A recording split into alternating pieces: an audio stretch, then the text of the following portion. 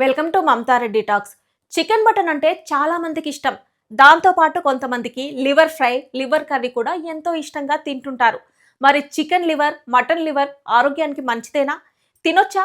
అనే కదా మీ doubt. So చెప్తా వినండి. ఛానల్ను సబ్స్క్రైబ్ చేయడం మర్చిపోకండి. ముందుగా మటన్ లివర్ గురించి మాట్లాడుకుందాం. మటన్ లివర్లో iron, zinc, potassium, vitamins A, B, D బాగా ఉంటాయి. దీంతో రక్తహీనత తగ్గుతుంది. శరీరానికి ఆక్సిజన్ సరఫరా మెరుగవుతుంది. కంటి, చర్మ ఆరోగ్యానికి మేలు చేస్తుంది. విటమిన్ బి12 వల్ల ఇమ్యూనిటీ కూడా పెరుగుతుంది. కానీ ఇక్కడే చిన్న ట్విస్ట్ ఉంది. మటన్ లివర్లో కొలెస్ట్రాల్ చాలా ఎక్కువగా ఉంటుంది. అందుకే అధిక కొలెస్ట్రాల్ ఉన్నవాళ్ళు, గుండె జబ్బుల ప్రమాదం ఉన్నవాళ్ళు, ఆస్తమా, శ్వాసకోశ సమస్యలు ఉన్నవాళ్ళు, గర్భిణులు మటన్ లివర్ను చాలా తక్కువ మోతాదుల్లో తీసుకోవాలి. తినకపోవడమే మంచిదని నిపుణులు చెప్తున్నారు.